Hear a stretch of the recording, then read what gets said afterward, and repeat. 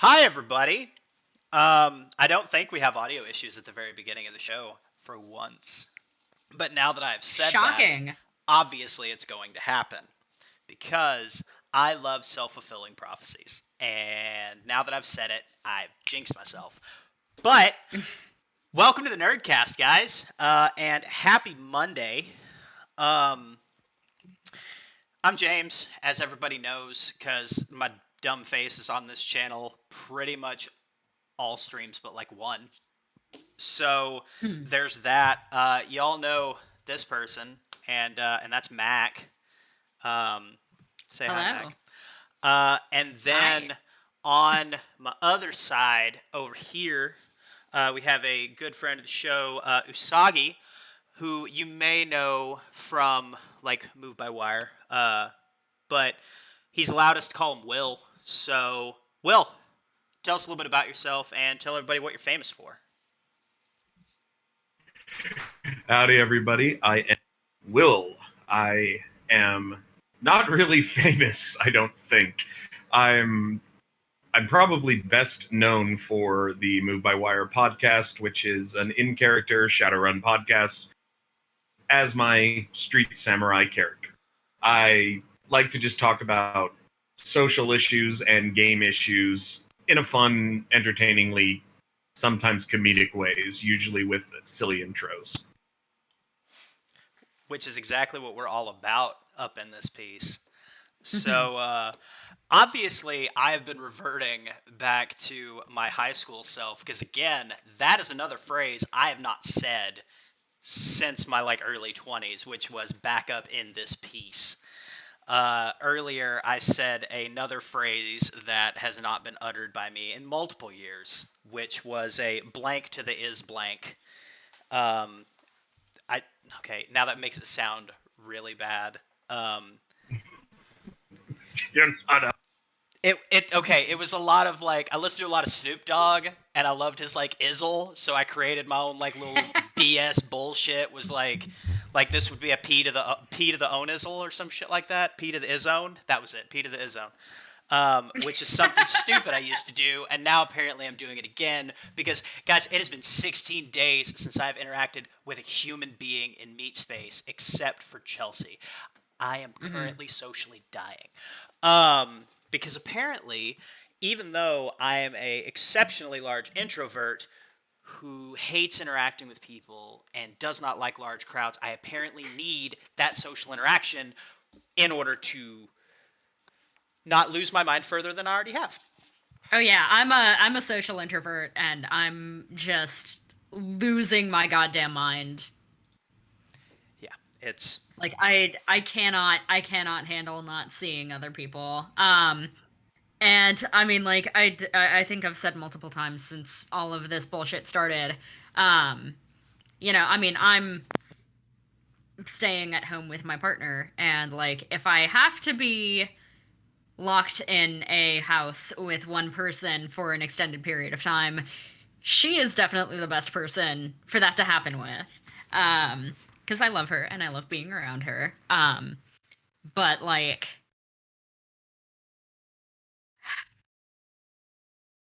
I'm losing it. I'm going crazy. so. What about you, Will? How's your social distancing going? I live in a and I from a public safety standpoint, I actually live in the ideal place. I live in the middle of nowhere in the Mojave Desert. There's a sign on the east side of town that says next service is 100 miles. I live 10 miles past that sign. So you're in like that stereotypical like road trip area where like people are just like last gas for 100 miles, and then they're just like we can make it, and then they break down 50 miles in.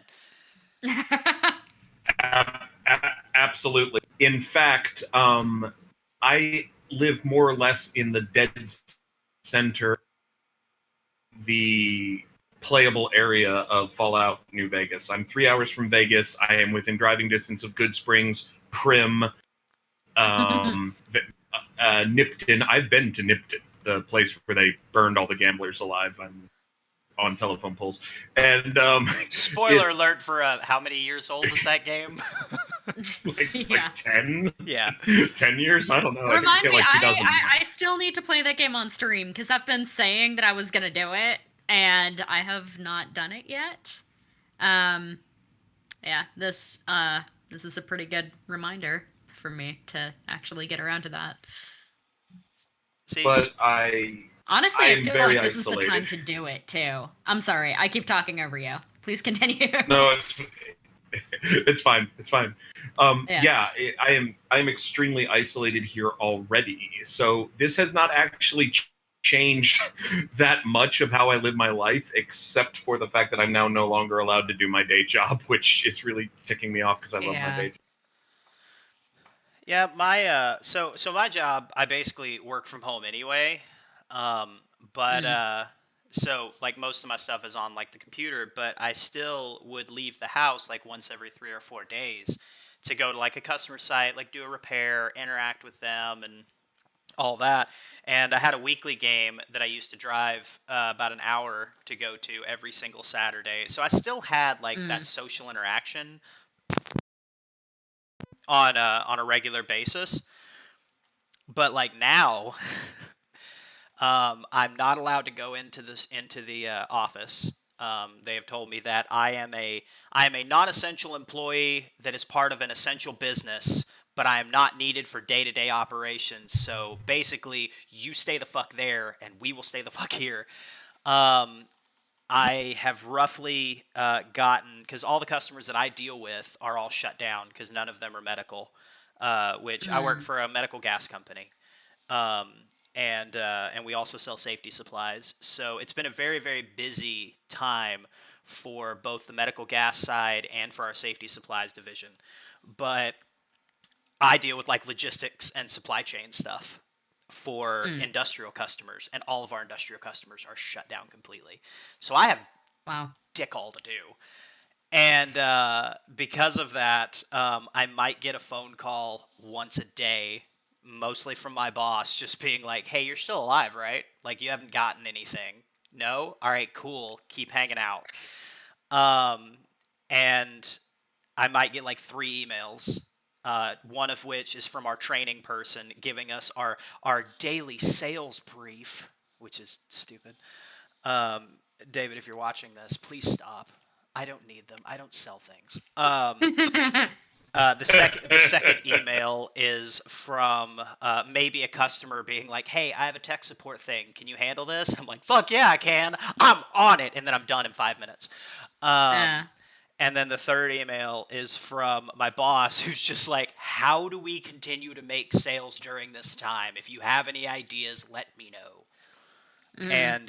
And yeah, and then now I was informed today that they're cutting one of our days off. So now I am a 32-hour a week worker versus a 40-hour a week worker. Uh. But whatever. I can use my vacation days that I have accrued from last year. I get 2 weeks of vacation every single year. I think I'm up to 3 weeks now because I'm on my 8th year. But I get 2 weeks Nice. of vacation, and I only used like 1.5 last year. So I still have half a week that carries over, and then I've got my 2.5 or 3 weeks or however many fucking weeks I get. I don't even know.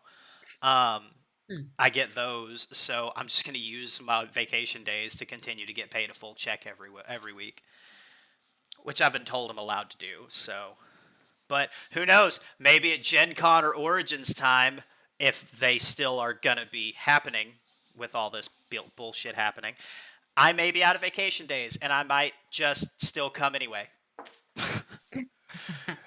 Because Nice. those are my Well, big social things of the year. yeah. Well, on the upside, at least you have a day job. I haven't had a day job since January, and I have to put my search on hold. So Yeah, yeah, no, that's I'm not gonna get into that like super in like a lot of detail because one, it's gonna stress me out if I do, and two, I don't want to be overly negative on a fun stream. Are you I okay? hit my elbow on the table, and I'm trying to ignore it. That Um, looked like it hurt. it did. It did a lot, actually. Uh, I just put a trash can right here, and I just threw something away, and I'm not used to like turning this way, so it's No. whatever. I'm just an idiot. That's the problem. But speaking of being stressed out before I, Mhm. completely jacked everything by slamming my elbow into the table, Mhm. that's kind of what we're talking about today. We're gonna be talking about like mental health issues.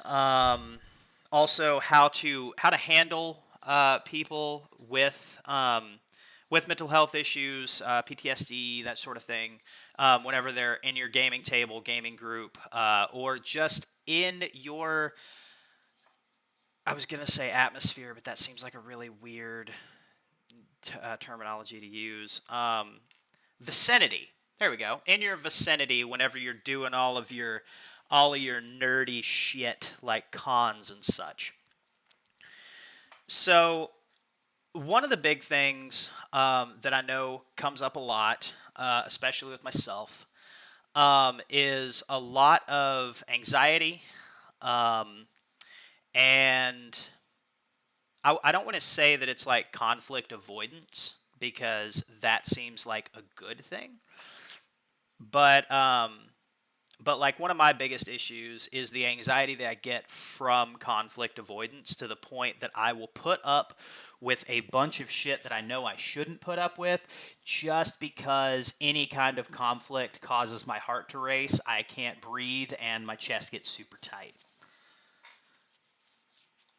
So I feel like that's a good starting point. How's everybody else deal with anxiety? May I I?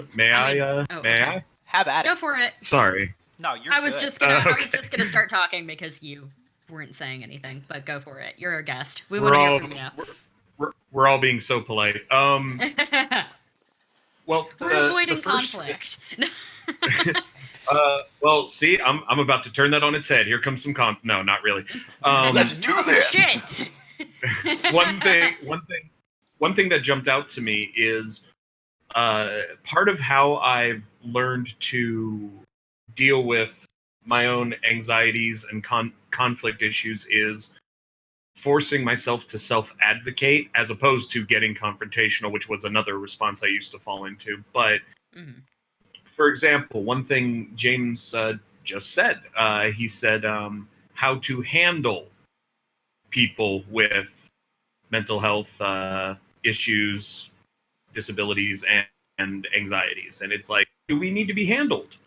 It's how do you respond? I think is a better way to phrase it. And this is, yeah, again, I'm not trying to tone police so much as a lot of the perception is that we, as people with anxieties, are these, time bombs or landmines that need to be walked on very carefully, etc.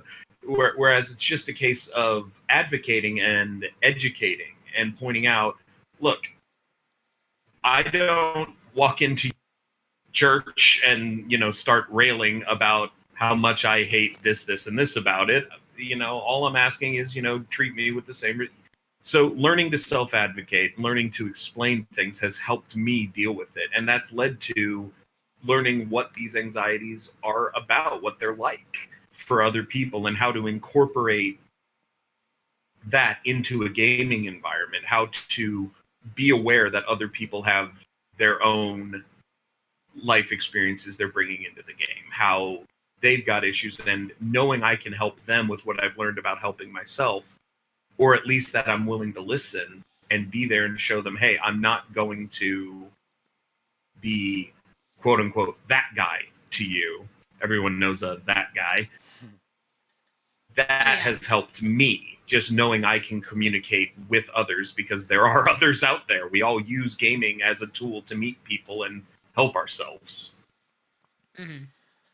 Yeah, and that's one of the ways that I've helped myself with a lot of my like social anxiety and a lot of my like confidence issues.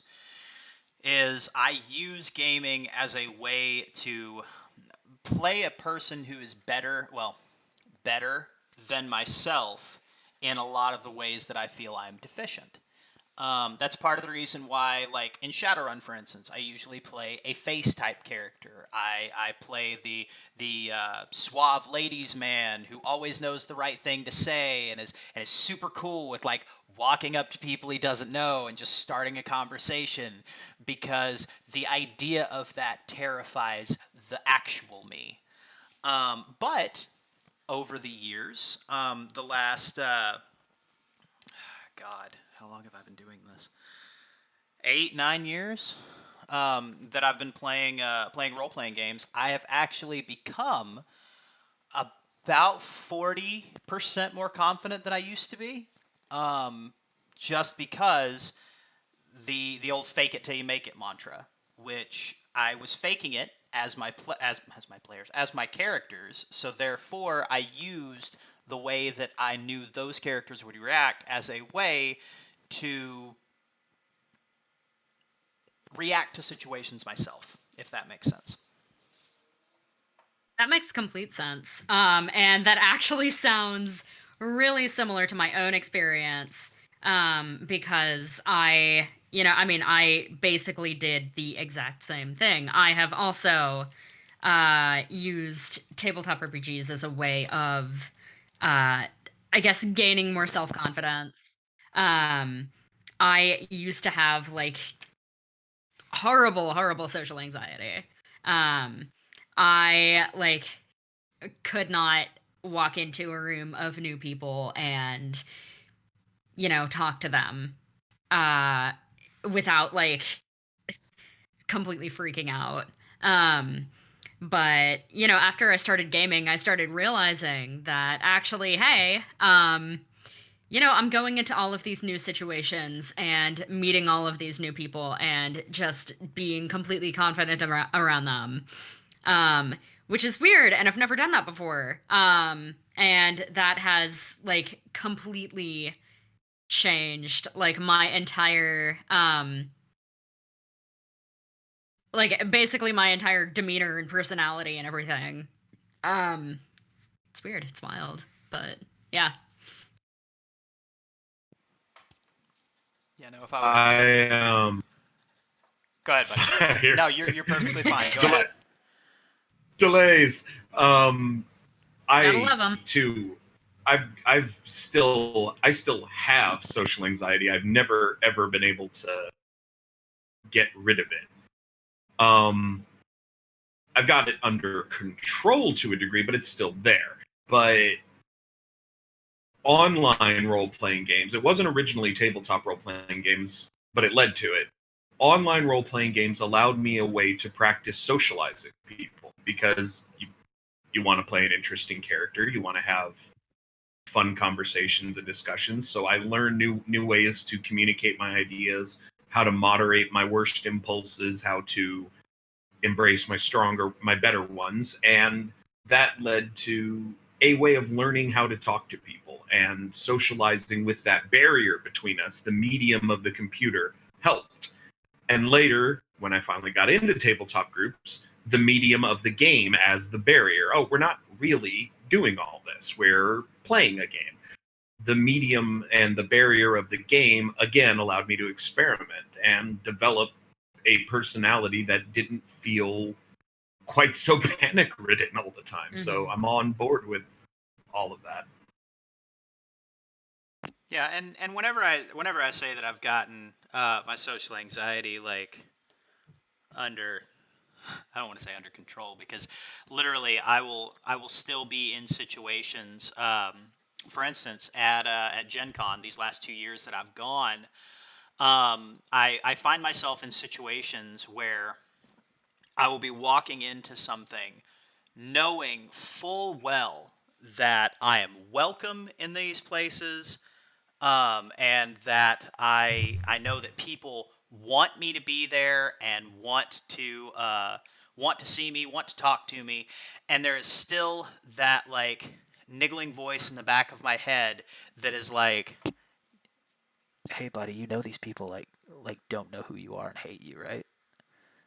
Like you know that you don't belong here, and like maybe you Mm. should, instead of like walking in, you should just like leave and like go back to your hotel room." so that's still like a major thing for me. And given the fact of that, like I have a platform ish where like I have the podcast, um, and I also have this now. I technically have a platform that like people know me from and that people enjoy, but I still have that imposter syndrome where it's Mhm. like they don't like the Mhm. me. They That's a like hard one to get rid of. yeah, but like they don't like me. They like Wolf. They don't like Mhm. me. They like that. Well, I guess this guy, but not this guy. I don't know how to do this on like a video format. Um, but yeah, and like if I'm not those two personas of myself, Mhm. then I'm going to be called out as a fraud. And because of that, um, there's just abject terror going into situations that the second like and I mean it is literally just like that I start talking to somebody and I am met with warmth that immediately that drains away, Mm. at least until they stop talking and I am trying to move on to another person to talk to, and then I stand awkwardly at the side of the room until whatever event is over. Mm.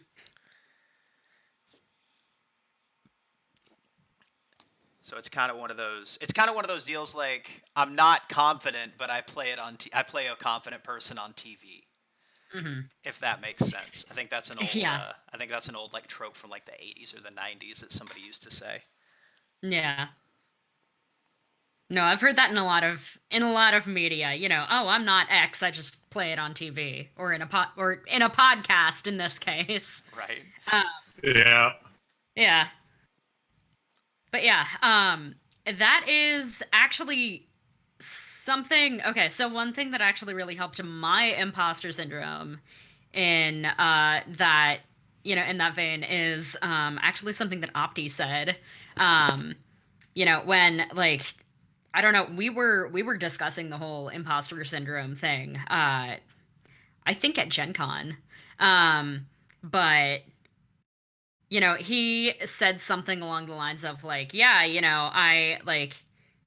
I often struggle with this issue and what oh man, sorry. I'm going to do a really bad job of like explaining this.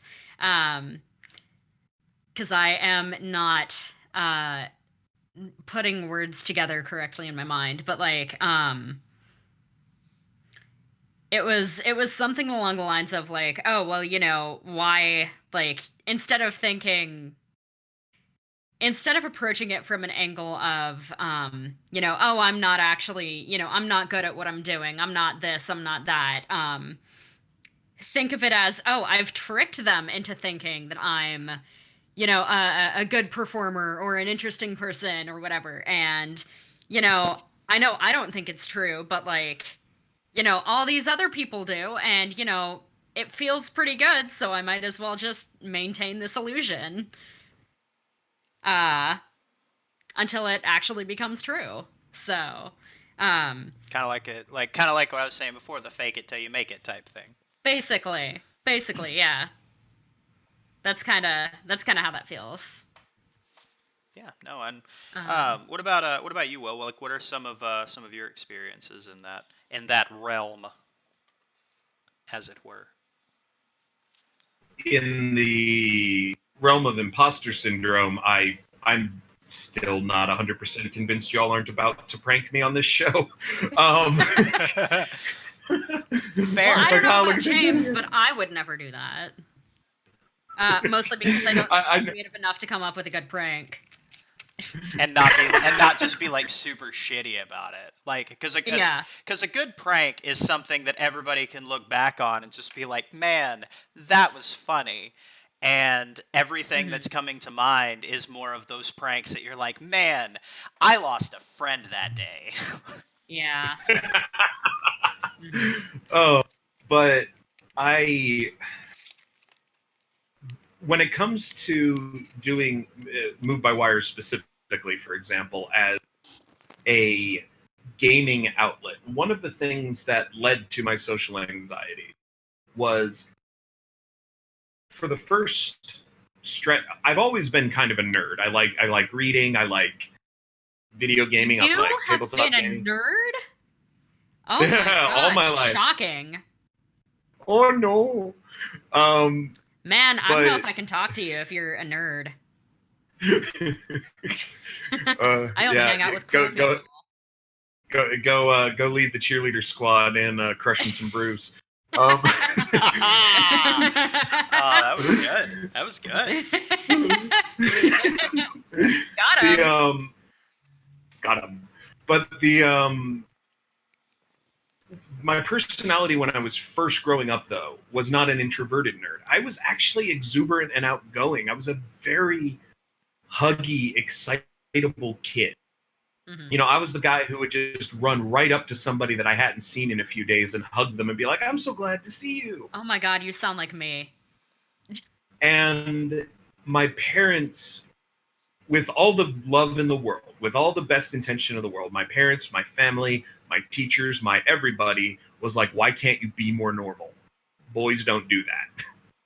Mm. And I would get exuberant, just as exuberant as the guys talking about their football or the since I lived in the South, WrestleMania show that was on, the WWE episode. Yeah, you know what I'm talking about. Mm-hmm. And I ended up, for the same stuff they were excited about. They could tell me Ken Griffey Jr. and Keith Avery. No, in the way country music starts, some guy say, you know, all these baseball players, batting averages and runs intercepted and all this stuff. The same kind of trivia I was excited about, just in a different medium. And I got really anxious about, well, why isn't what I like okay? And I started panicking, and anytime I was in a social situation, I'd freeze up. So the way that this podcast is helping me still, it's another way to help myself. You've seen how excited heard how excited I get when I'm Well, Usagi. we've witnessed how excited you get. Yeah, you know, just the sheer joy I have when I just cram a bunch of alliteration together for the intro to that one episode. You know, smearing subpar spices and snack meat on substitute syntho is exactly the same as Japanese curry bread. I live for delivering that kind of goofy laugh where it's like, yes, I'm just referencing two completely nerdy things, you know, Japanese curry bread and Shadowrun, and I'm cramming them together because they're two things I love. And why am I doing that? Because fuck you, that's why. Because And it's great. Yeah, Like, and it's I may fun. not be able to speak for anybody else when I say this, but I think that it is fantastic. I love that shit. I appreciate all of your stupid, nerdy alliteration. Because that's the kind of stuff that I love, too. See, like, all you have to do is just find other people who are the same kind of weird and nerdy as you are. And, like, you know, I can't speak for everyone when I say this, but it has changed my life significantly. Just getting into a good community with people who are, you know, not shitheads about the things that we're interested in. Absolutely. You know, just like when I put this podcast together, trying to get started as a writer, trying to get started as a game designer and all sorts of things, is there's just this huge wall of gatekeeping. Whether it's the inertia of we only work with, you know, proven companies or whatever. Never mind, how does a company get proven? But we only, you know, whether it's the wall of inertia, we're only working with the safe bets, or this isn't the kind of thing, you know, that the community wants to see, or yada yada yada. All there's so many levels. But when I started this podcast, this random little podcast, the glorious Jay Palmer, you know, is like, hey, I'll edit it for you for free. You know, do you want to broadcast it on Radio Free Detroit? We'll make it one of the imprints because I want more stuff on my show. All you have to do is give me content and some moderate level of approval of what you're putting out, because he doesn't want me on there plugging horrible websites of hatred. Yeah. Not that I would, but it's good that he's You better exercising not. the quality control. But the but just the sheer level, Opti himself is the one who, when I said, hey, I'm thinking of doing a podcast, do you have any resources you'd recommend? I'm thinking that, asking him, do you have an Audacity tutorial I can follow for trying to edit my show? Instead, he's like, oh, I know exactly the microphone you need.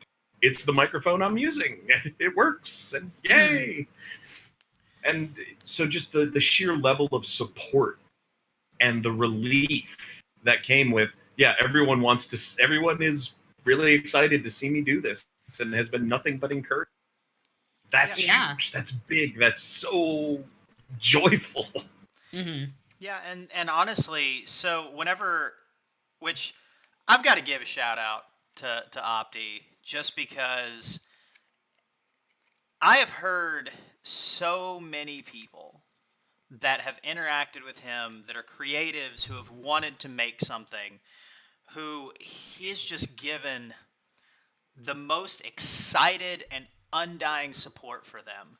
I mean, whenever we Mac or Big Mac and myself heard the Neo Anarchist podcast for the first time, we just come off of attempting a talk show podcast. It's not like we're trying it. It's not like we're not trying it again, by the way. That's not what this is. This is not a talk show. But where we, just kind of talked about, like nerd stuff and like news of the day and all that, and it was god awful. And I'm glad that it does not exist on the internet, and we have wiped all the files. If it exists somewhere in the world, I'm sure I'll be blackmailed with it eventually if I ever get to be famous. But not because the content was like problematic or anything, but it was just terrible quality.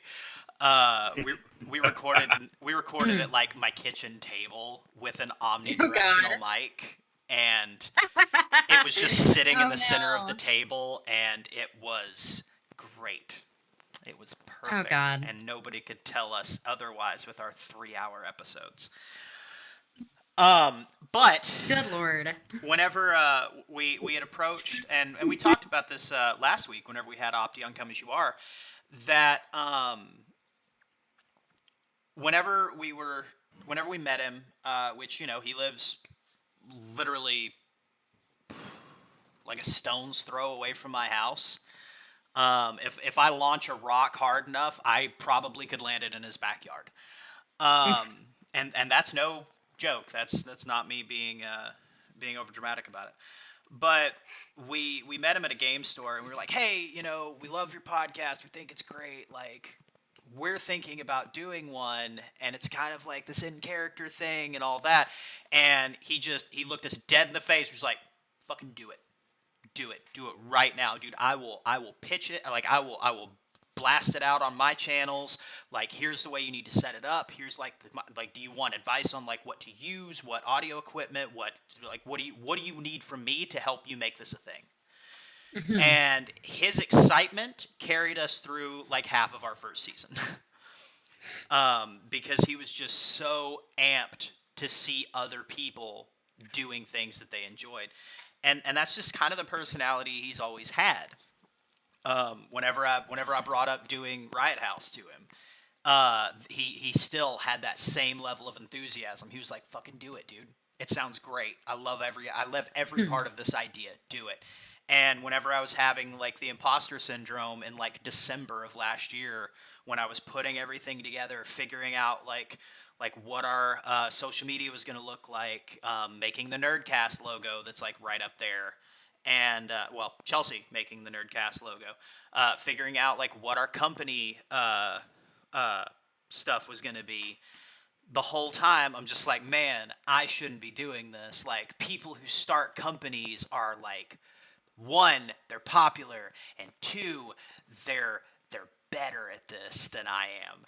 and I kept like I saw things, like people would send me stuff like, oh well, Bill Gates started Microsoft out of his garage. And I'm like, yeah, but Bill Gates had talent. Um, Bill Gates had a garage. Fair, but but it was one of those. Savage. Not all of us have garages. Yeah, and it's like, Yeah. and like the whole time, because I kind of separate the world into like two different people, or two different, well, I say the world, I separate like business people into two different types of people. And I'm not saying these are good people, I'm not saying these are paragons of what people should strive to be, but there are the Bill Gates type and there are the Elon Musk type. The Bill Gates type build Yeah. things and they create things and they build their companies from the ground up on the backs of their work. Mm-hmm. Elon Musk, on the other hand, comes up with the ideas and then hires the right people to make those ideas into a reality. And I am very much the Elon Musk type. And so when I'm doing this, I'm like, dude, I'm just the idea guy. I don't know what the fuck I'm doing. I can't do any of this. And I talked to Opti about it. And I was like, look, man, I don't feel like this is something I should be doing. He's like, why? Well, because like I'm not good at it. How do you know you're not good at it? Well, because I'm not. He goes, well, have you done this before? Well, no. Then how do you know you're not good at it? Well, god damn it. Just because I suck. And he's like, I don't think you suck. I think you're gonna do great. And I think your idea is a great idea, and it's gonna work out perfectly. All right, fine. But just know I'm doing it under protest.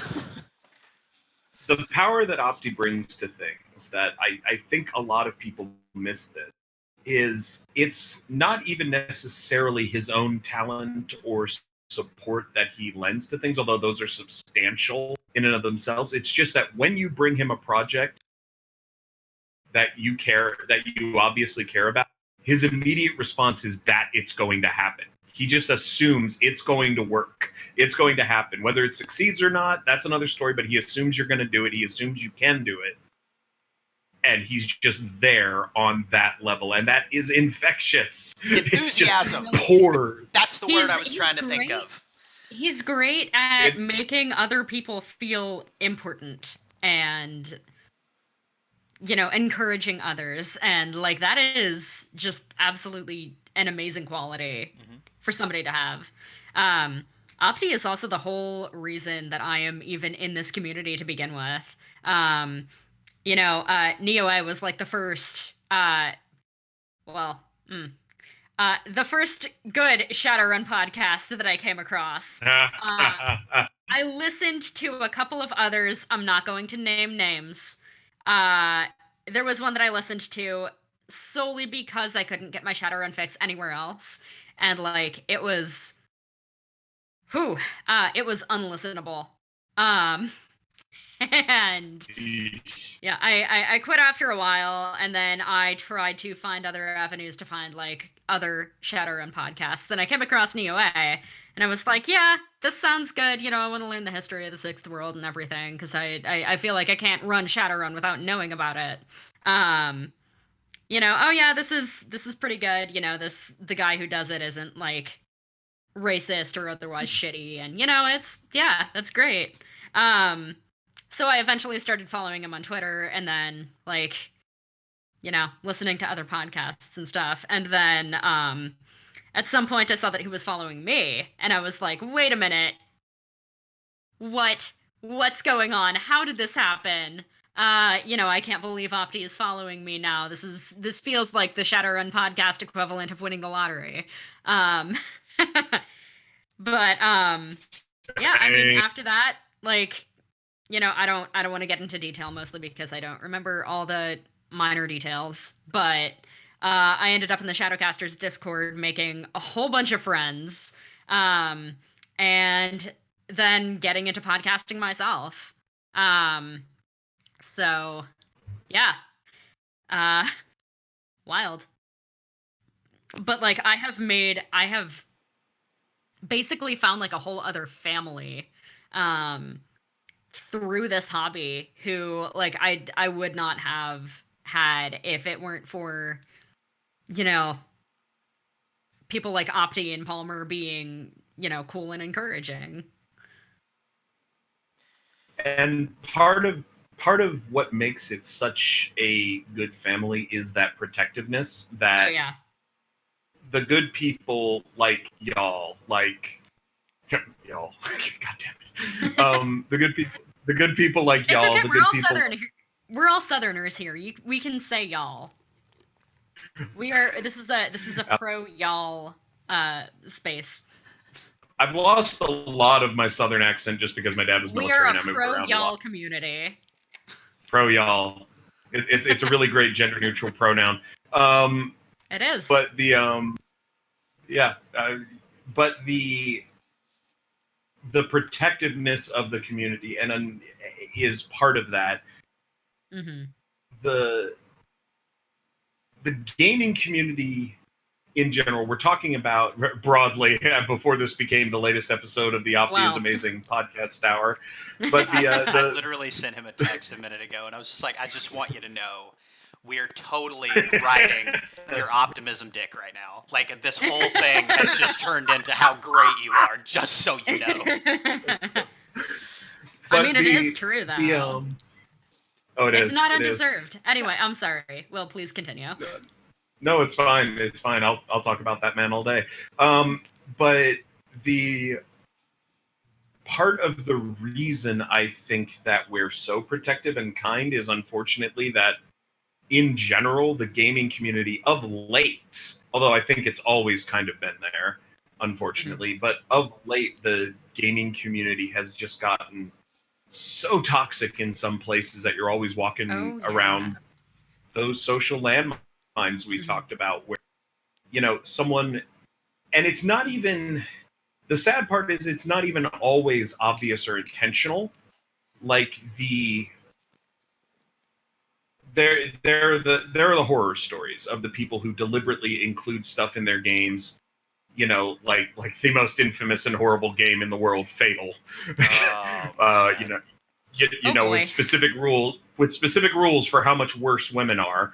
The most horrible fucking thing I've ever read. I fortunately have not read it, but I've heard so many stories. I see you sneering. I didn't write it. I didn't write it. You know, it's not directed at you. It's just like, oh boy. That person. Gamer bros, as I like to call them, are just they're a very specific type of person who I have encountered in abundance. And they are the worst fucking people. They really are. And so that's what's fueled the rise of safety tools. Mm-hmm. And more socially conscious gaming of late. Thank you for actually getting us back on topic, by the way. I'm sneaky. A very long rabbit trail there. Hey, rabbit trail. Usagi. Yes. Pun not completely intended, but was. But the Monty Cook. The Monty Cook publication, Consent in Gaming, and the consent form, that prototype that he put out, which and we have never talked about on this show at all, except for every episode. I feel like we should get some kind of like kickback on the money he's making off of that. Yeah, really. Oh wait, it's free, so we technically are. We're getting our sweet percentage of 0. We're getting 100% of the profits from that, which is just like everyone else. We're just gonna ignore the fact that 100% of 0 is still 0, but you know, right? Needs to know. Right. Nobody needs to know. Undefined, but Another one that I ran across it first on the Shadow Haven, which is a Discord living community for Shadowrun, called the X card. I think it's in use in a lot of other contexts, but it's a really neat little safety tool. Essentially, at any time, for any or no reason whatsoever, if any player says X card, the game stops right there. And the only question that you may add, that anyone at the table may ask, is the GM asking, okay, is this a continue on just without what I said, or is this a let's stop? That's the only question you're allowed to ask under general X card etiquette. It is a no questions asked stop. You don't have to explain yourself. You don't have to justify yourself. It's just nope. And that's useful. And what one of the GMs on Shadowhaven puts it, Dr. Burst, he says, this may seem unusual to many players, but it allows us to play safe and great games together. And that's the point. We want to play games that feel safe, that feel fun together. And part of that together is acknowledging that your thresholds may not be someone else's, and they don't owe you shit as by way of explanation. Yeah, and it's like what Mac has said roughly every time that we have had an my episode. fucking catchphrase. Games are supposed to be fun. Yeah. You know, you should be playing in an environment where you are able to feel safe, and you know, if you're worrying about your safety, you are not having fun. Yeah, so yeah. And I think that I think the idea of the X card, which is something I've never heard of, but I mean it makes a lot of sense. Speaking as somebody in a different community where the lights are used, yellow light for slow down, and then red light, full stop, everything immediately ceases.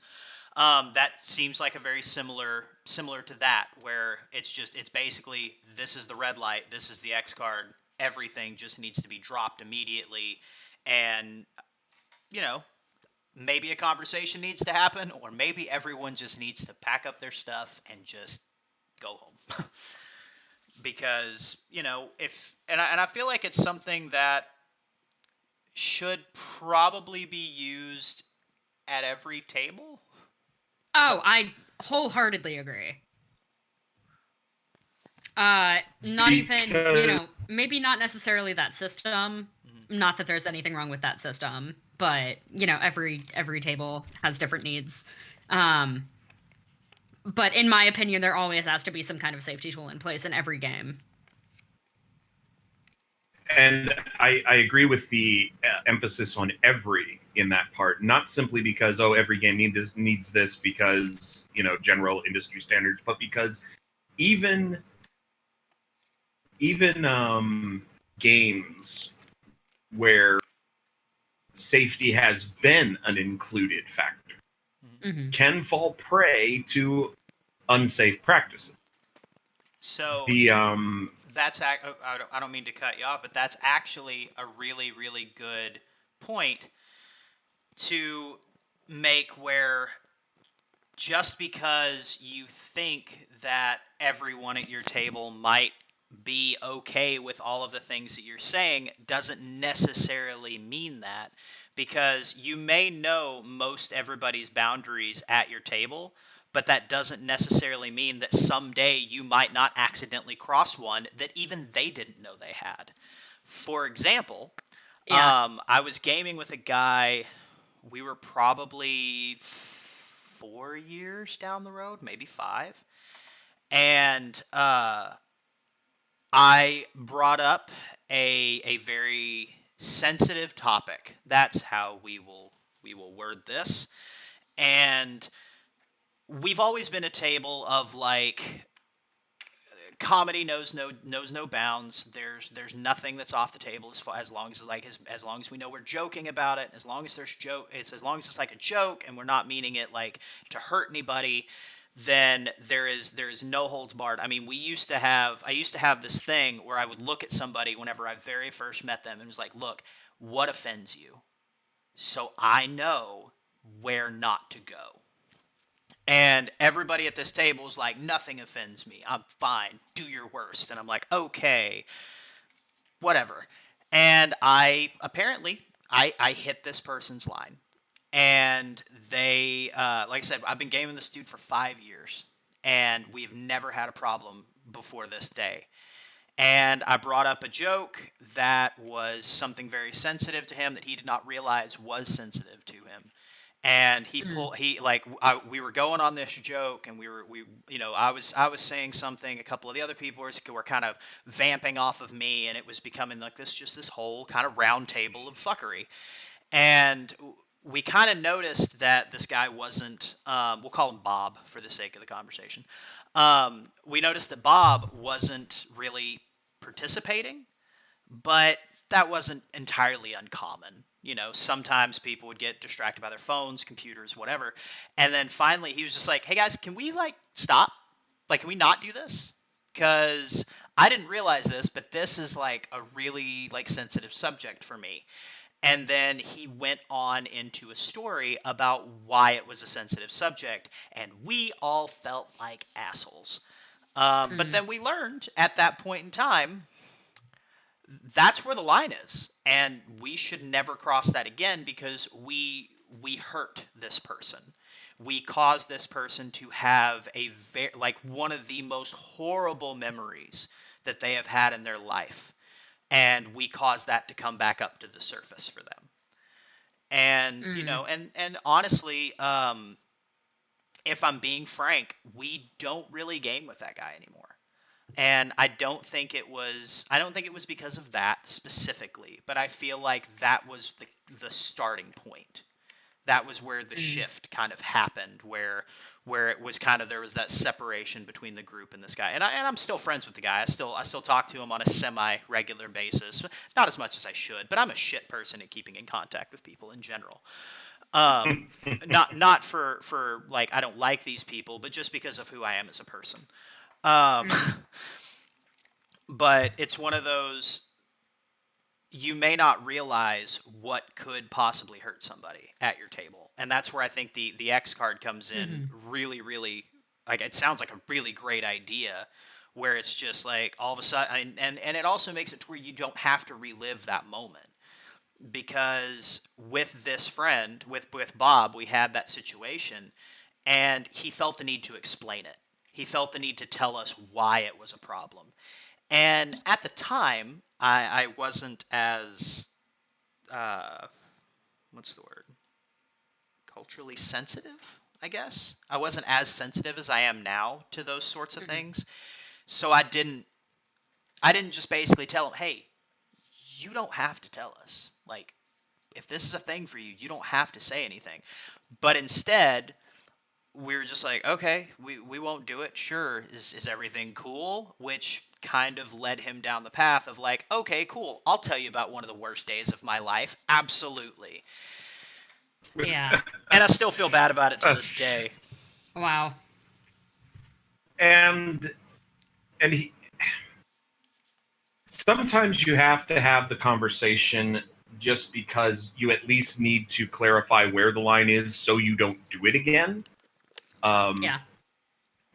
So this leads into an ongoing understanding of mine that people are messy. Life is messy and complicated. There are always going to be competing concerns. Asking, okay, why, can be a valuable, powerful tool for not doing it again. Mm-hmm. But it can also be, why should I have to justify myself? Just fucking stop. Yeah. So knowing your group, coming at it from a realm of respect is the biggest and most important thing. But even all these tools don't make it perfect. Yeah. Because you were talking about a situation where it was essentially an open table. We're tough guys. Basically, yeah. There was a recent scandal in the Twitter gamosphere over the Far Verona game, where early in season 2, the GM basically made a scene happen.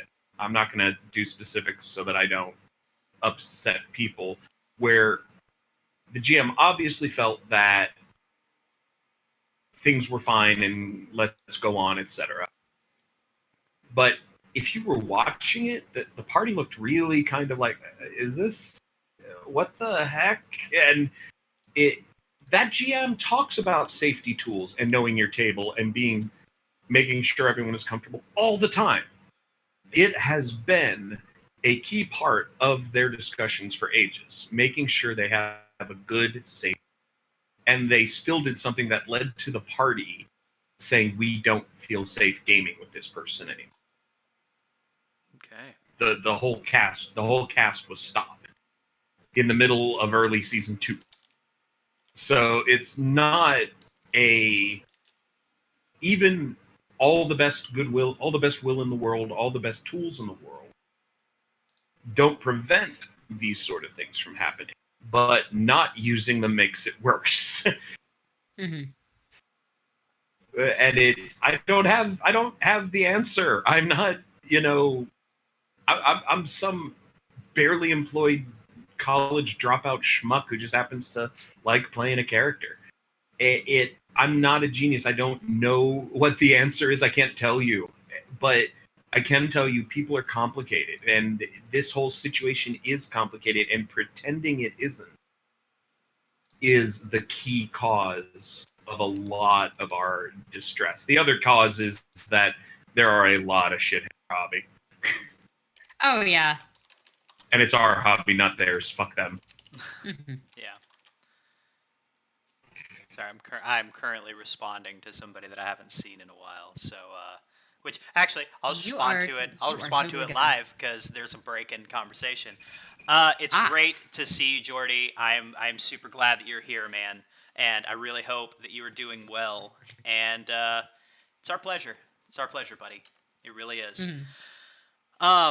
But no, and I mean, and I kind of, while you were discussing that, I kind of looked up a little bit of what the situation was, and one thing that I saw in one of the Twitter replies was, well, why didn't you use your X card power? And the reply was, dude, these safety nets fail all the fucking time. Like, they're not perfect. And that's something that just because you have that safety net in place, it's just like safety nets in literal physical, like daredevil acts or like bungee jumping or whatever. Just because you have those safeties in place doesn't mean they're not just suddenly one day just not going to work because somebody doesn't feel comfortable with it, or somebody doesn't like, for instance, like with me, if I see that the entire table is having fun and I'm having an anxiety situation where, something is triggering me or something is causing me to have anxiety about it, but I see the rest of the table's having fun, I mean, there is a good possibility that my extreme anti-conflict response is going to tell me, dude, just ride this out. Just ride this out. Don't make waves, because the second you make a wave, everything's going to come crashing down around you and everybody's going to hate you. And in my opinion, that's one of the major shortcomings with the whole X card situation, because it's like, while it is a very good safety tool to have in place, and while it does often work very well, like, I mean, especially if you're somebody like, me or James, who is very conflict averse and, very, very anxious, you know, like, I personally am prone to thinking frequently that, like, oh, well, there's this big issue happening, but, like, I'm totally overreacting to it. I'm just being overly sensitive. I'm just being, I'm just being a baby about it. It's like, it's not that big of a deal, and I just have my feelings hurt for no reason. And that kind of thinking will cause somebody to not utilize the tools that are in place. and part of the And I have a quick experiment. James, we're gonna say something. We're gonna play a game called 1 to 10. Okay. Let's say you have this is just purely for the realm of illustration. Let's say you have a trigger of the numbers 8 through 10. You hate those. They make you feel awful. I'm going to start counting. Say X card when you feel comfortable stopping me. 1, 2, 3, 4, 5, 6. Pause for a 7, second. I love 8. that this is getting me anxious just doing this example, but go ahead. Same. I'm gonna start again. 1. The numbers 8 to 9 hurt. 8 to 10 hurt you. Yeah. 1, 2, 3, 4, 5, 6, 7, 8, 9, 10. You didn't even feel comfortable saying it. Right? But see? Welcome to my world. But also, did you? We're talking online. A lot of games are online these days. Mm-hmm. How many numbers would I have gotten past your X card once you said it, just because of the delay? Yeah. Well, by the time you've said it, how much of what has been said has already hit you? Mm-hmm. And then, okay, all of a sudden you're past it. The situation stopped. I'm already past 10. And, well, it's over now. Okay. To add to the issue Processing. To add to the Go issue ahead. further, this is also we're also doing this on a stream. We're doing this live. There are people in the audience who are watching. Somebody in the audience, we're like it's not even an issue of any specific person's reaction. I know that we are sitting here and we're thinking, okay, what does the audience think about what we're doing? Mm-hmm. People are actively watching us and paying attention to what we're doing. We're, to an extent, a little bit less with a talk show, I think, because I feel like there's a little less performance involved. But, if I'm playing an RPG on the stream, then I am in a performer type headspace. And I'm concerned with, not just enjoying the game, but putting on a good show for the people who are watching. And that adds to the pressure of, Suck it up.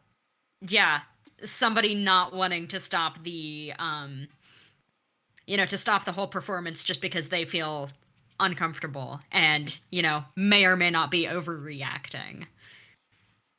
Well, and I think Which, that's... if you're encountering an anxiety trigger that you're extremely uncomfortable with and causes you to panic, then you're not overreacting. You're valid in your feelings. Yeah, I don't want to say that too many times because I feel like the whole "oh, you're valid" has just been said so many times that it's lost its meaning for me. Yeah. Yeah, it's become a thing that people say. But you are valid. You don't have to have a reason for your trauma or anything, and you shouldn't have to expose yourself over and over to a thing that is going to hurt you or scare you. Yeah, and honestly, you ain't got to explain shit to people. If something hurts you, you are allowed to have those feelings. You're allowed to feel those ways. And if somebody else can't handle that something hurts you and something triggers you and something makes you feel anxious to the point where, I would say to the point, like with me, your heart's beating fast, you start to feel tightness in your chest and your whole body just kind of seizes up and you don't want to move, you don't want to breathe too loud or something like that. But even if it gets to a point where you're just mildly uncomfortable, and it's something that you recognize, to use your 1 through 10 example, if you see at a 6 that they're going to keep going to an 8, and you start to get that anxiety at the 5 or 6 level, you're allowed to say something. If you don't feel like you can give yourself permission, this is me. I give you permission to do that. I give you permission to tell people that this is not okay. I see where this is going, and I need you to stop. And if people can't handle that, then frankly, they don't have your best interests in mind, and fuck them. Because there's plenty of people in this hobby, and there's plenty of people, thanks to the glory of the internet, that you can hook up with who will respect those boundaries and who will, frankly, accept your own humanity. And that you are not a robot who is expected to just deal with things without any kind of complaint. I got pretty heated The there for a second. Yeah. but it needs to be heated. It needs to be heated. And I apologize for even giving you the sympathetic false anxiety of, oh man, I'm getting anxious just listening to you counting. I apologize for that. Not You're good. because I feel yeah, I get that we're okay, but I still, you describing your anxiety reactions gave me the sympathetic anxiety too. It's awesome. Yeah. I had I have a bad overbite where the back of my teeth don't quite meet. It's that far, and my back teeth were trying to clench. I'm a teeth clencher. Okay. I'm like, so I get it. It's just thinking about anxiety can make anxiety, Mm-hmm. and I Fun want how that people. happens. And yeah, look at us. We're podcasters. We perform for people. There are people who like our shows. I have gotten fan mail. I'm terrified, but but because I'm like, oh shit, there's expectations now. Right. The but to whatever varying degree we have, we're successful in that we have reached people with our shows. They have heard it. They have downloaded it. They have liked it. And okay, cool. I want to turn that success around. I want to turn that around and say, hey, buddy, I'm here. I did my stupid little offer. No one took me up on it, and I'm almost happy they didn't, because one, the anxiety issue, and two, it meant no one needed me. Because that sounds bad, but I you'll understand. I put up a little Christmas message on Twitter that said, hey, if any of my fans on here don't have a supportive family to talk to during the holidays, I will be your Street Sam dad. Aw. Send me a message. I will give you my phone number. We'll chat for a bit. Jenna, I will wish you the happy holiday fucking choice, because I want to do that. I want to make myself available. Y'all make yourselves available, and I've seen you do it and help people out, help me out. None of these tools are going to solve the problem. None of these safety tools are going to fix it, because people are messy and complicated. The important part is less the specific tools you use and more the mindset. It's the Mythbusters explain this. Science is not a specific tool. It is a way of thinking about the world in order to solve the problems we find in it. Everything must be held up to questioning. Exactly. This is the same thing. There is a way of thinking socially about people that is more important than any one safety tool, any one mechanism or Monte Cook publication that we are making 100% of zero profit on. It is callback. It is a way of thinking about other people around you. The definition of a narcissist is basically someone who has no conception of other people as people. And once you have a conception of other people as the first way you approach a social situation, that is where we need to start with protecting our fellow gamers' mental health at the table. Because if we can protect theirs, we are inherently protecting ours. Yeah, and I mean, I love that you brought up the term the term narcissism, because a lot of my mental fuckery, which that's how I describe my own mental health. It's not meant to describe anyone else's. It's not meant to in any way downplay what other people are feeling. But my own mental fuckery is exactly what it is. It's my own stuff. But a lot of that actually came from the fact of that I have narcissistic parents. And I have narcissistic Wow, grandparents. we are so much alike. Yeah, that's part of the reason why I hashtag twinsies on you all the time. Oh yeah. But like my dad was always one of those. He was a truck driver, so he was very much the manly man who was the big bad truck driver, and he definitely personified the truck drivers of the 70s and 80s. back when that Mm. was I don't want to call it a romantic profession, but it romanticized. That's what we'll do. Mm. We'll say that it was romanticized with things like BJ and the Bear, Smokey and the Bandit, that sort of thing. Um, God, I feel like I've dated myself, but I wasn't even alive when those things came out.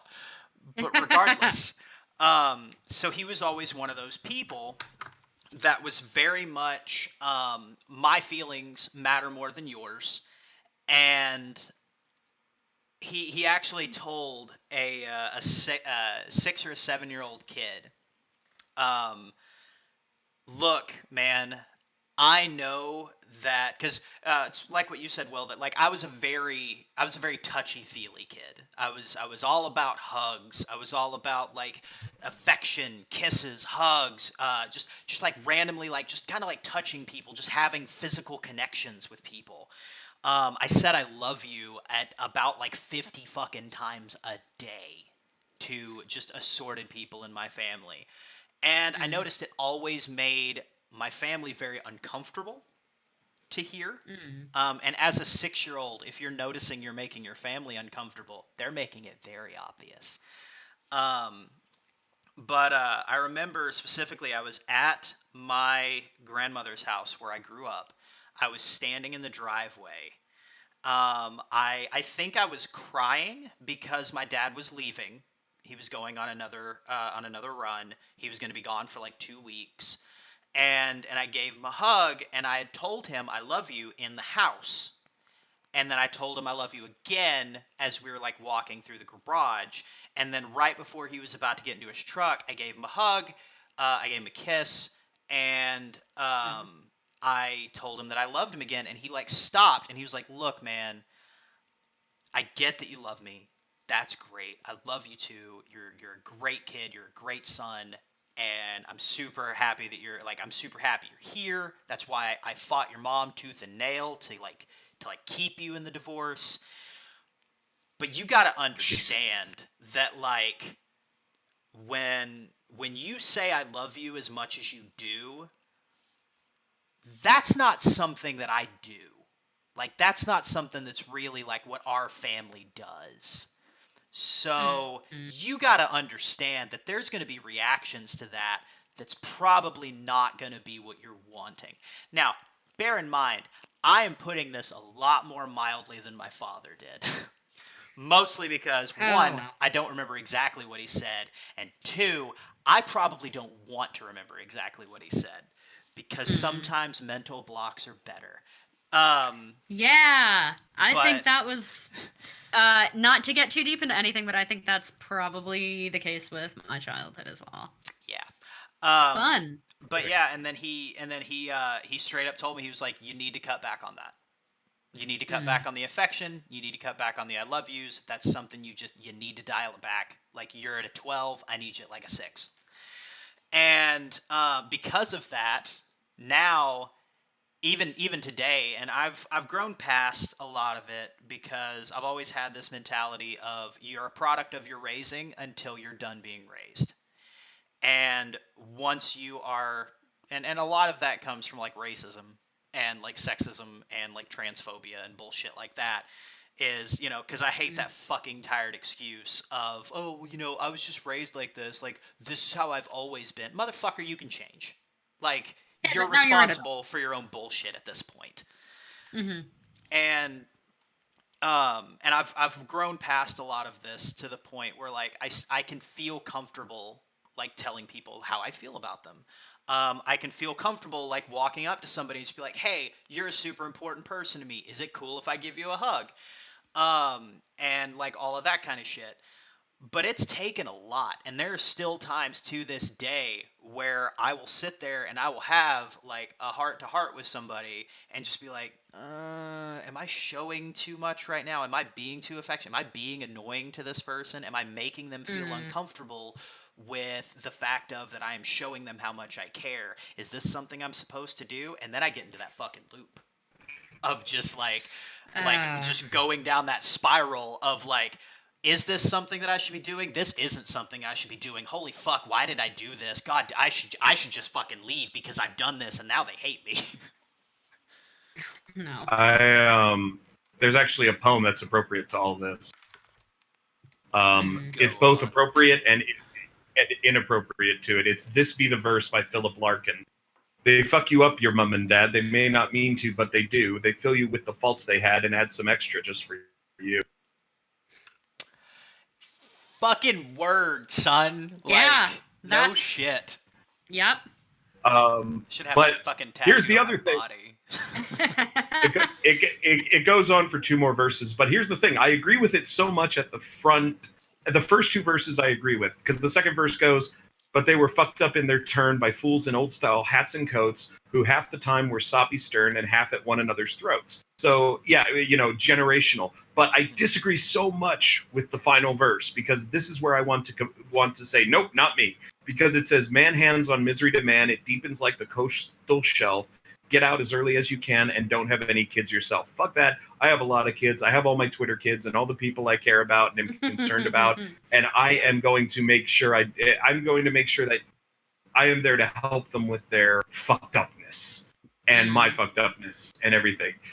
But that first verse is such a gut punch. Right? Oh yeah. Well, and That is. Because it's like, holy shit. yeah. Yeah, that hits it right on the head. That is. But all it's too if you move away from the literal parenting side of it, if you move away from the literal to the metaphorical, it as we get older and our podcasts stick around, because fuck it, they're going to stick around. As our podcasts and shows stick around and we pass on our massive fucking archives to people, and all the social and psychological baggage that comes with those archives, we're going to have quote unquote kids of a sense in the gamers who follow our example. Mm-hmm. The gamers who behave atrociously, I can almost guarantee you they have been involved in groups that behave atrociously, or learned from someone else in particular who behaved atrociously. Mm-hmm. We can and do, I think, fight that by creating this mindset of giving a shit about mental health and wanting to ground ourselves in helping other people. And we are absolutely all the love in the world to the social justice community. I am part of it. I love it. We're going to fuck it up. We do fuck it up. I am probably saying and doing something right this second that is fucking it up. And I'm going to listen when someone tells me that I have fucked it up, and I'm going to say, okay, let me on board that. Let me bring that on board and think about that and try to do better. And once I understand it a little more, I will post a public apology. Yeah. Because I will take my licks, I will take my beatings, and I will explain why I know I was wrong. Yeah, and that's I mean, it's the fucking adult thing to do. I mean, because It really is. and I know that I've said, and I hate that I keep repeating it. I really do, just because the person who said it is just such a fucking scumbag. But at the same time, there are little diamonds in the very, very, very rough where and it's I'm not even gonna mention his fucking name. Fuck him. But Yeah, they don't. this person, I know what you're gonna say, and I know who said it, and don't. yeah, this person said that, and I may be fucking up the quote, but it doesn't matter. The feeling's the same. That when you hurt somebody, you're not allowed to say you didn't. And to add on to that is you're not allowed to say you didn't, but it is your responsibility to, at the very least, empathize, understand, and change your habits and change what you've done. Which is a daily struggle for me. Because I have I have changed many of them. I had a lot of fucked up habits and a lot of fucked up opinions that were, again, product of raising, but that I have worked my ever-living ass off to try and change. Well, like when I'm weird. You'll have noticed that the pronouns I had you put up include ace because I'm asexual. Yay. Um, but I'm not a romantic. I like romance. I like having someone. Um, it's just there are particulars. But I had to come out to my dad that I'm engaged. My dad is Southern Baptist with a strong Independent Baptist influence. I am so sorry. Well, here's the thing. But I knew I was coming out to my dad over Christmas because I went home for Christmas because my granddad had Parkinson's and it had gotten much, much worse. He'd had it for like 15 years. And, Oh, well, man. we'd known about it for 15 years. And it was at the stage where dad said, this is it. This is the last Christmas he's going to be coherent, possibly the last Christmas he's going to be alive. And I said, yeah, I'll come Oh, home for man. that. So I went back to Illinois and I decided, you know what? I'm engaged. I need to tell him. I got my brother to support me, but I did it in a particular way. I waited till after Christmas. I waited till after most of the family had gone home. I Mhm. I said, "Hey, Dad, me and John want to go for a walk. Let's go for a walk together." And he's like, "Okay." I said, "Because I really need to talk to you about something." All right, cool. And I even explained it up front to him. Dad, this is why I did things this way. What I'm about to tell you has been true for a couple of years. I didn't tell you before because I didn't want it to be for anyone I wasn't ready to fall on this sword over. It's not that I didn't trust you, it's not that I didn't love you, but I knew this might hurt you and I needed it to be worth it. I laid out the mental process for his benefit of I did this because I respect and care about you and understand we have a difference of opinion on this topic. Whether or not I agree that he's right to think the way he does. Yeah. He's my dad. And and we lost my mom a long time ago. So I still love and care about him enough that I wanted to protect that feeling. I wanted him to understand I was not trying to hurt him, but that I was doing things the way I did consciously and specifically, not out of deception. It turned out when I finally said, Dad, I'm bi. Mm-hmm. He said, okay. I'm like, what? Shocking. Wow. And he said, son, you're gonna feel the way you feel. Okay. You know how I feel about it from a religious perspective, but if they make you happy and you believe that it is right that you be with them, I raised you to do what you think is right. Mm. And he said, and to be perfectly honest, I'd love to meet. Aw. Uh, so it ended well. It ended well. This is after a lifetime of back and forth fuckery, but it ended well. Yeah. But my point is, I had a plan. I had a logic. I had a consideration for the other guy. And that's tooting my own horn to an extent, but I've tried to apply that same logic to my games, to my players, to my people. That think about their context, their situation, where they are in it before anything else, and build a plan around it. Because mastery is simply repetition. Mm-hmm. By the practices we get into, what we practice day in, day out, is what we will do in extremis. Yeah. Well, and to kind of take your point of mastery as repetition. So the area that I grew up in, which everybody on all of our normal listeners know all this, but I do see new people in the chat, so that's cool. Hey, nice. Welcome, new people. But growing I up, haven't been keeping up with the chat, and I feel bad. but growing up in a town of 500 people in rural Texas, it came with a lot of stigmas. It came with a lot of ingrained biases, and there's a lot of that I have fought tooth and nail against my own wiring to change. And I remember I remember somebody, I think it was one of my IT friends, come up there and he was like, "Look, man, wiring something is easy, but like rewiring things is hard, and then to rewire what you've already rewired is next to impossible." So Mm. you know, and that sort of thing, and of course he's talking about like motherboards and shit, but it felt very apt for my own brain because attempting to change wiring that has been a certain way for however long is a pain in the ass and it takes a concerted effort. And for instance, I mean, my biggest thing has always been fucking up pronouns. For instance, Mac with the they them thing, that's Mhm. always been as long as I was a kid and like up until I was like 26 or 7. Mhm. I had never heard that as a person's pronouns before. Yeah. And in my brain it's always been that is a plural thing. Mhm. Like that is you are describing they as like they are something, meaning those people or something like that.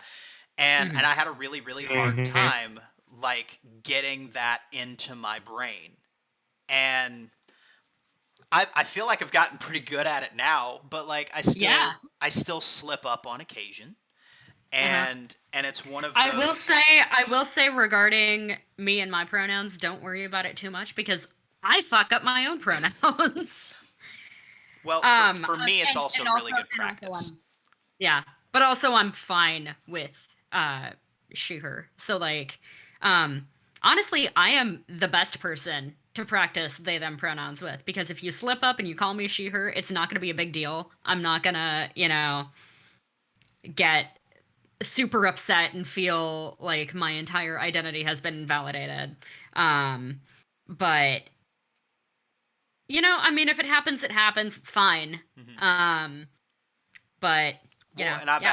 I've actually gotten that rewiring so set Mhm. now that You have actually been doing a really good job of it, and I applaud you for that. thanks. You're But welcome. like one of the other day, I actually had a situation where one of our mutual friends, Hmm. and this has been actually now that I think about it, the other day it was like 3 months ago. They had come up there and was just like, so like Mac, like she's cool with this, and just immediately right after they said, I was like, I just went, they go ahead, and just I didn't even like have a thought about it. Hmm. It just came out, and it's like shit. Okay, yeah, you're right. Sorry. And I was like, no, it's fine. I just say that instead. And then Hmm. we got into a conversation about what I was just talking about, and Yeah.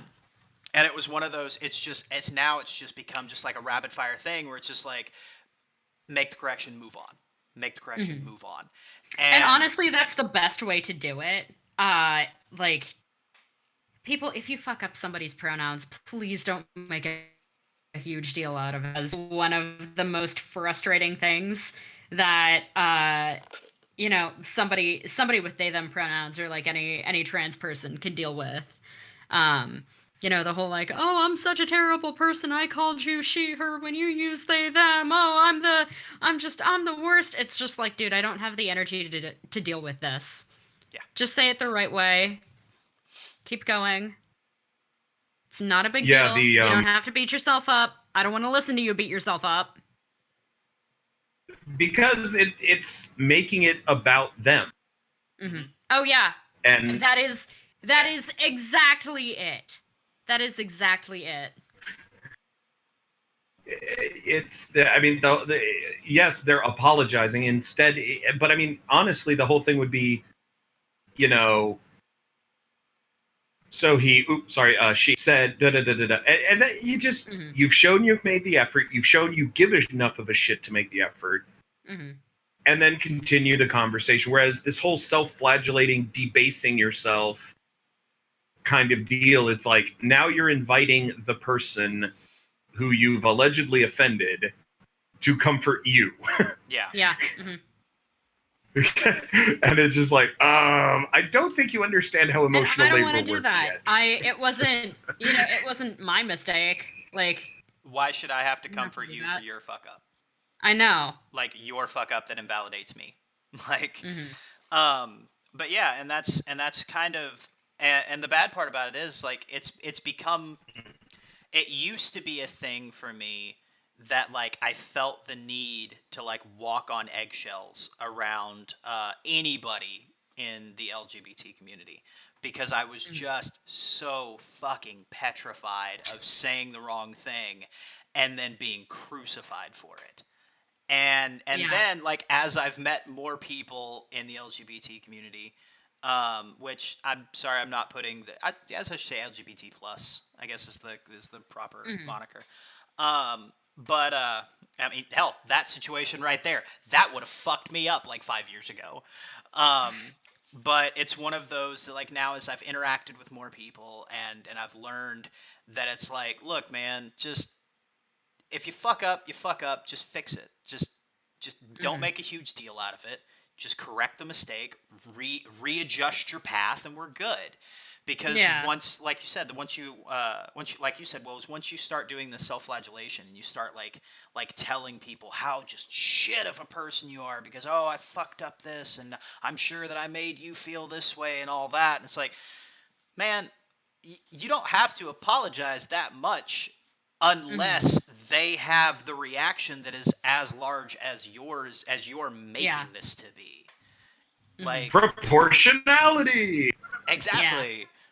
If it's proportional, it's fine. But if you're immediately like, "Oh, I'm the worst person on earth," then like, well, you weren't, but you kind of are You're now. kind of being that. You are kind of being the worst. I mean, would you if you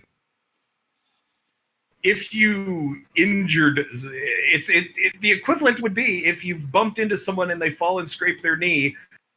I don't want you to go, oh my god, I hurt your knee. No, just give me the band-aid and go away. Honestly, okay, that's actually a great analogy that I didn't even think of. So uh I am a very short person. I am exactly 5 feet tall. Don't make fun of me or I will fucking murder you. Um, My mom was 4'11", yeah, I so have you're I have good. no control over my height. Um, that is not my fault. But like on a lot of occasions actually, I've had somebody like bump into me and they turn around and they look at me and see that I am a very small person and they're like, "Oh my God, I'm so sorry. Are you okay? I didn't hurt you or anything, did I?" And I'm just like, "Dude, I'm not a child. I've been hurt worse than like somebody kind of elbowing me a little bit, in the line for fucking, you know, burgers or whatever. Like it's fine. It's fine. I I'm am short. I'm not okay. hemophilic.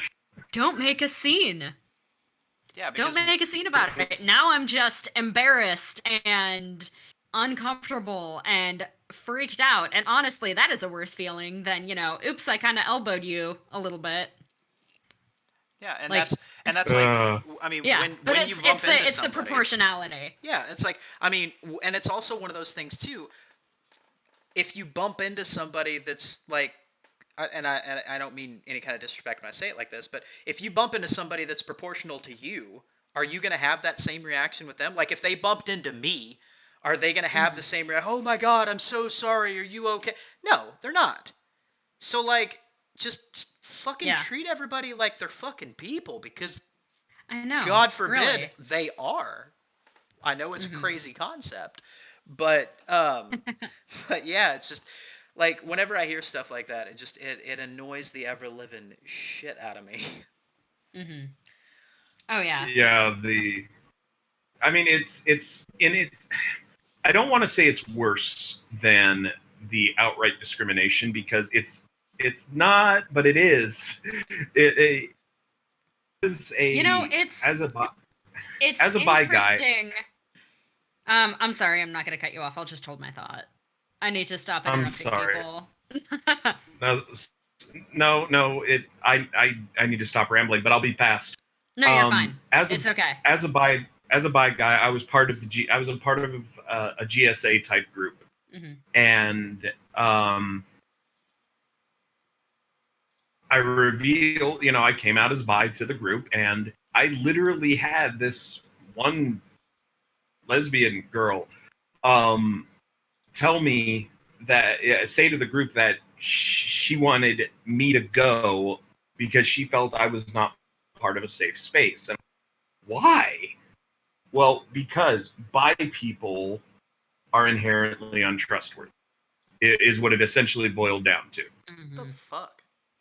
Yeah, that's the thing that a lot of people think for some reason. And it's not true. And now, I don't think it surprised anyone when this person turned out to be a TERF later. She was the one who was moved out.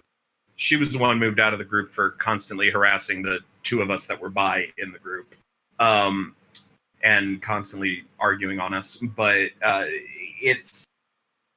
that was worse in a lot of ways, just because it came from a place of genuine hostility. But this performative protectiveness is almost feels worse, because it's just like, you are really shoulder stepping on me to make yourself look like a martyr here, and please stop. Yeah. Well, I was gonna say that also the thing with like outright discrimination, yeah, it sucks. It's fucking awful. It makes you feel like garbage if somebody, decides that they think you're the scum of the earth because of, who you want to fall in love with. Like, that fucking sucks. But I think that to some degree, anybody who's in, most people who are in, like, oppressed groups or minorities kind of have an armor built up to that. I mean, if somebody comes up to me and says that I'm going to hell for being in a relationship with a woman, I'm just gonna blow it off. It's like, okay, yeah, whatever. I'm going to hell. I'm going to hell, and it's gonna be a fucking party. I'm gonna have a great time there. But, like, that sucks. It feels awful. But, it's something that you have an armor built up to. However, when it's somebody in a, who's in a position where they're supposed to be supportive of you, or they're claiming to be supportive of you, and they do that kind of thing, that's like,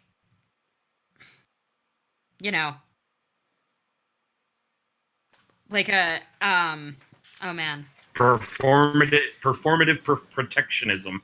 Yeah, basically that kind of thing. It kind of, I don't know, it kind of makes you feel like they don't respect you, or, they're just being a good ally for, brownie points, essentially. And like Chaz. Yes, exactly like Chaz. I feel like Chaz is the kind of person who would do that. He 100% is. Oh yeah, God. Real quick, yeah, but if you're not familiar, it's a character that I have on my Sims play, my Sims game night that I have. I created this character of, like, one is an actual ally and one is that, like, performative ally type guy, and I made them roommates, and I made the character Chaz as the biggest scumbag on the planet. He fucking sucks. I now have a new moniker for that sort of. You have actual social justice warriors, the real cool people, but you also now have the social justice warriors. Yeah, I've actually referred to some people that I know as Chazes. So it's becoming a thing for me, and I'm really happy about it because it feels like it's I am gonna use it. I'm gonna freaking use it. I think I'm also gonna co-opt that, actually. It just works so well. Anyway, I didn't mean to cut you off. Yeah. Mac, so you may continue. I mean, I think that was pretty much the end of what I was trying to say. But Okay. like, yeah, you know, If it makes you question their motives, basically. You know, oh, are you actually doing this because you care about me, or because you just want to and look like a here's good person? and here's the thing. I have done that in Hmm. different contexts because I am in being part of the LGBT plus community. Um, I'm in that minority, low visibility group, but I'm also white. I'm also Hmm. cis. I'm male. I have a lot of advantages, and I want to feel like I'm doing good things. And like any healthy person, I want to feel like the good things I'm doing are appreciated. You know, we can't, I think that's healthy to, to understand that we're Oh part of an yeah. appreciated network. But I've taken it too far in the past and gotten performative and weird and stupid and creepy. So it it comes back to the proportionality to context and understanding that we're all really messy and interconnected, and that's why I get so passionate about it myself, because the things I'm most passionate about are the things I have fucked up in the past and don't want to fuck up Hmm. again. And I also don't want them to do that to me. Oh yeah. So under coming at it from a perspective of not wanting to make people uncomfortable. I've taken my licks and been super embarrassed because I've fucked it up, and that's important. And remembering that embarrassment and channeling it healthily, because in the past there are these things that, when reminded of shit I've done, I shut down. I'm like, oh, fuck, and I just give up, and that's not gonna help anybody. Hmm. it, it's just going to opt me out of the situation, and other people aren't going to get helped. Instead, it's just, no, you are wrong, sit there in your wrongness and get used to it, and then do better. Hmm. Yeah, and I've had those. I've had similar situations where you know I did some chazzery, as it were, but a lot of that came from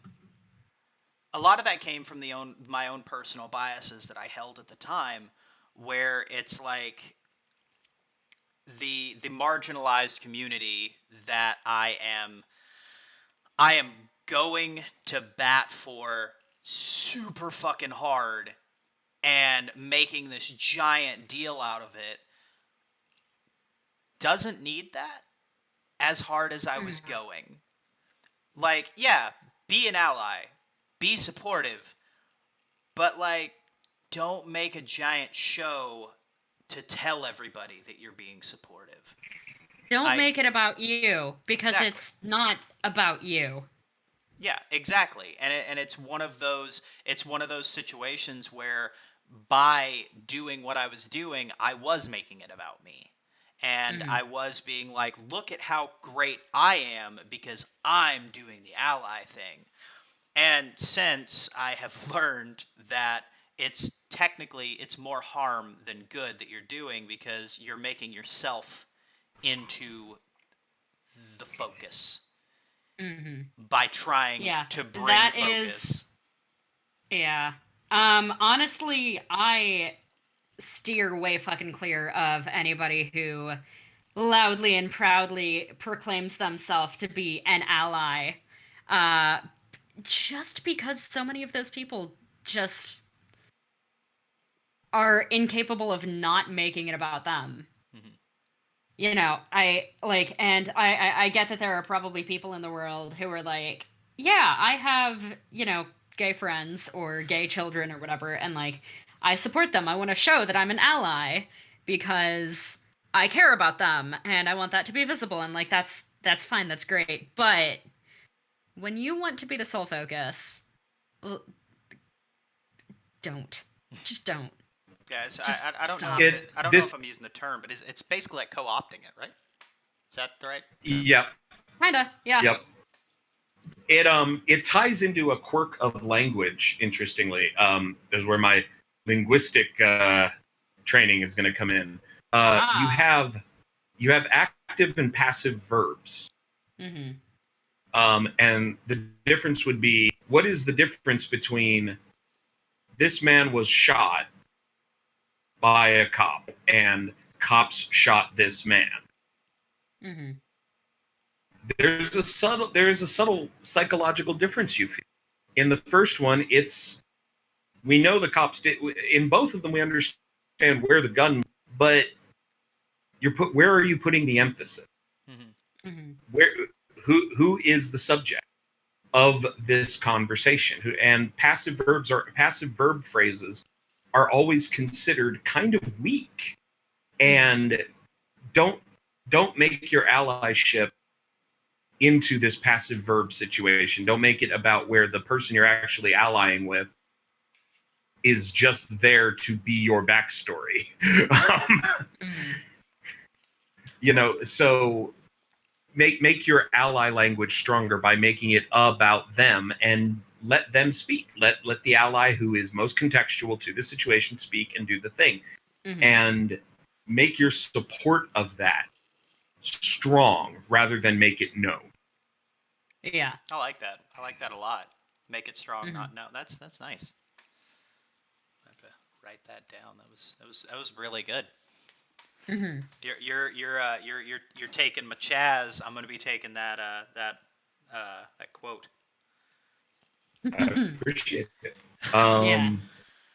But this all again ties back into our greater theme of supporting people's mental health, because this ties into our mental health. I'm the only minority marker I have tied to me is the fact that I am ace and I am bi. I am a biromantic asexual man. Those are the only minority markers I have tied to me. And just that little bit of which come up fairly rarely for me. I'm going to be honest. They're not a day-to-day problem for me in the way I deal with people, but just a little bit of dealing with people and how many times I have heard, honestly, when you get older, you'll find the right person. And fuck you. Is exhausting and tiring and leaves a kind of malaise in the back of my head. But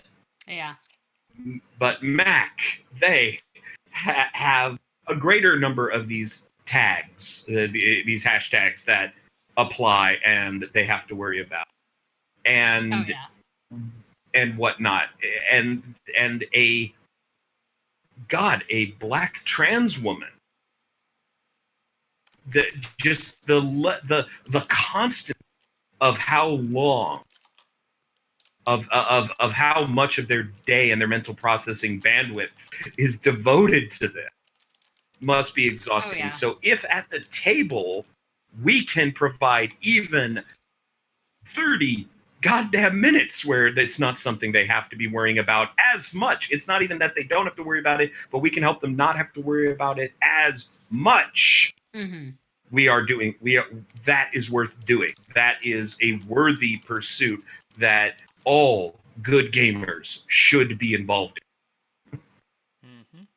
Absolutely. So we're coming up on the 2-hour mark, and as much as I don't want to be like, okay, we have to stop, we should probably think about some closing thoughts. All right. Agreed. Mm-hmm. I'm gonna let you start like I always do, Mac. Oh, okay. All right. I'll do well, my normal. That's great, because I'll do my normal host thing. Say that I didn't think about what my closing thoughts are. All right. I'll do my normal like hosty thing where I ramble on for a few minutes and let people know that we're getting to the closing thoughts portion of the show so that people can start wrapping their minds around what they would like to say. So now that we're at the 2-hour mark, I think. Are you just gonna repeat what I said and claim that it was your own original thought? I'm going to appropriation. I'm going to do what every good plagiarizer does and change a couple of words. Are you just like heap-eating me right now? I don't know what that means. Ow. You've heard It's of when it's when a mansplain? man This is he repeats peating. something that a Ooh. woman or woman-coded person at That's the fair. table is saying. You know what? That's And- fair. Heap Yeah. eating. All right, you know what? Uh, I love that. I love that a lot. I'm going to tell Chelsea that in case she is not in the chat right now and heard it, so that it may be used in her life. To be completely fair, I don't think that you're. I highly doubt that you're maliciously doing that because you're not the kind of person who would do that. But No, I was mostly just kind of trying to ramble on a little bit so people could kind of get their Yeah. minds into that mindset. by saying exactly what I said. Yeah, exactly. That's how I ramble. I just copy people. Yeah, that's fine. Again, I am putting up the facade of being a good host. Yeah. Okay. But yeah, Well, so closing thoughts. on the upside now, I do actually have some closing thoughts. So it worked. yeah. It did work. It did work. Yeah. So I feel like this is a constant in my closing thoughts, but communication and the use of safety tools with the people at your table is important. It doesn't matter if it doesn't matter if they're people who you just met, who you're just starting a new game with, or if they're people who you've known for years.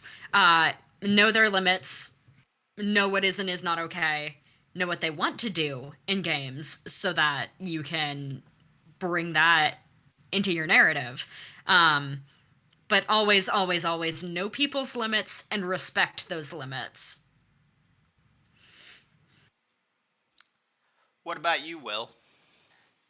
What are some of your closing thoughts? I cannot remember the Greek philosopher in question, but there was this wonderful quote that this Greek philosopher said. I'm paraphrasing slightly because I just do not have it in front of me at this exact moment. But do you want to know what kind of man I am? I am loyal to my friend and dangerous to my enemies. And who are the people you are loyal to? What kind of psychology do they present? What kind of values do they have? How do those measure up to yours? And look at them very honestly, because what you do at the table will tell your friends how loyal you are to them. Whether you intended to or not, that is what will happen. And try to, as a result of that, whenever you feel that you want to include something and get it said, and someone tells you that they're upset about it or that they don't want it there, they want what they're mentioning just as much, if not more, just as much as you want what you've put forward. They want it that much. They feel that way about it. Take what you're feeling and how upset you might suddenly be at being stopped, and that's what they're feeling like, if not more. Mm-hmm. So ask yourself, do I want my friend to feel this way? And if you can't answer in a way that supports your friend, you are the problem. I'm not even going to say maybe. You are the problem. You are the issue. Mm-hmm. And I don't ever want to be the issue. I want to be the one who makes someone feel like they can game with me and it is going to make their life a little better. Julius Caesar never missed an opportunity to do a man a favor. I want to never miss an opportunity to make someone's life better, even if it's just for that little bit of time at the table. That is my goal for my friend's mental health, and that's how I want to approach mental health at the table for people. And I'm gonna fuck it up because life is complicated, but I'm gonna get back up and say sorry about that and keep going. Oh, but he's nerfed. I shouldn't have followed that. I should have just left it there. Yeah. Because damn, that was good. By the way, yeah, I heard like what you said was nobody's perfect, but my brain translated it, I guess, in like mental dyslexia as Po Buddy's nerfect. Oh no, that's straight and up my what I brain said. broke for a That second. is straight up what I said. Was it? Okay. Okay, that cool. Is straight up what I said. Yeah. That's not even dyslexia. That's a spoonerism. Yeah, I'm not gonna lie. Like, legitimately, my brain just went full stop. Pobody's Nerfect? Why did I Nobody's just think nerfect. I love that? it. Thank you guys so much for letting me come on and talk about this stuff. This is great. Absolutely. And just Yeah, be thank you for aware, coming on. I'm going to ask you to come on again because there is a whole level of shit that I wanted to talk about that we didn't get to. Which means there's going to be more mental health episodes, guys, because I can talk about that Yeah. shit for fucking ever. Oh, That yeah. looked like that looked very threatening. That was a very threatening facial expression. Anyway, I was moved. my my final thoughts is just, I mean, I'm just gonna parrot what everybody else said, so I'm not even gonna say it. But it's kind of like what Big Mac always says, that in the words of God, how did he used to put that? William and Tedicus, just be excellent to each other. Like, I mean, just, and kind of treat. I mean, really, just treat people how you want to be treated, and most of the time, treat them better. You know, I mean, we've all got shit in our lives, and we've all had the like, well, most of us. I'm not gonna say all because that's much too general of a statement. But most of us have had people in our lives who have made us feel shitty. Most of us have had people in our lives who have just treated us like crap and made us feel crappy and made us feel less than. And just do what you can to not continue that cycle. I don't want one of those people to be me. I Yeah. don't want to be remembered or thought of that way.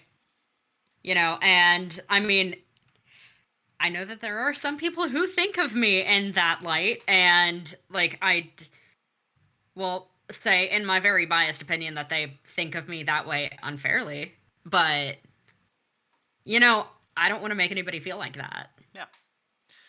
So, thanks everybody for hanging out. We really appreciate it. I guess. So, Jesus Christ, I fucked that all up. I was about to say Asagil because my brain's running names together. Well, just if you want to go ahead and like pitch your stuff again, feel free, and I'll do our outro. Definitely. Definitely. Everyone, thank you so much. Please listen to Radio Free Detroit, hosted by Palmer and Ziggy Datrol, and please drop in on all the excellent shows there, including and especially Move by Wire, the only podcast for, by, and about Street Samurai. Jeanne, and stay lucky, everyone. Guys, thanks for hanging out. As far as what we have coming up this week, tomorrow, I think, depending on COVID scheduling, we should have Big Mac playing some Resident Evil 3. I believe that the way he has named that stream is watch Jill Valentine try to make it out of a unfair health system. And then on Thursday, there's a distinct possibility that I will be playing The Sims and bringing back everybody's favorite character, the Dubs, and everybody's favorite scumbag, the Chaz. And we'll see what kind of trouble that they can get into. Well, he's not my favorite scumbag. I have a different favorite scumbag. But he's still made by the same person.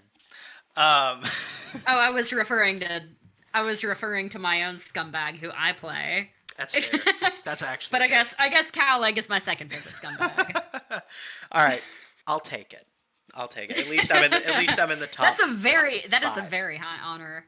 Yeah, at least I'm in the top 5. And second place. Not everybody gets to be my favorite scumbag. Especially considering who I got beat by, that's fine. I'll accept it. And then next week we've got Come As You Are. I'm gonna try to get Grabvoid on again because we've got some big shit coming down the pipe, folks. We're gonna be doing some cross RP streams on games that have never been RP'd because we're dumb. Ah. You know what? Fuck it. I'll just go ahead and announce it. I don't give a shit. Everybody's already agreed to it. We are gonna be RPing a little known game called Farming Simulator 19. We have dubbed it the 50 Shades of Hay, 50 Hays Darker. And we're gonna be playing a couple of farmers trying to survive in the world of Farming Simulator 19. So I'm gonna try to bring Grab on to talk about that Monday. We're hoping to get that ball rolling. What comes after April? May. God.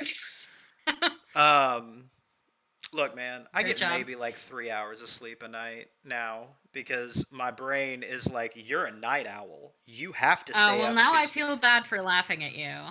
Don't even worry about it. I laugh at myself all the time. It's all good. And then just normal shit after that. Our schedule's up on our Twitch. You know what we do. But yeah, so thanks everybody for hanging out.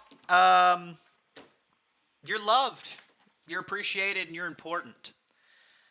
And given with all the mental health that we've been talking about, if you ever need anybody to talk to that is caring and loving and is more than happy to listen to your fuckery or your mental shit,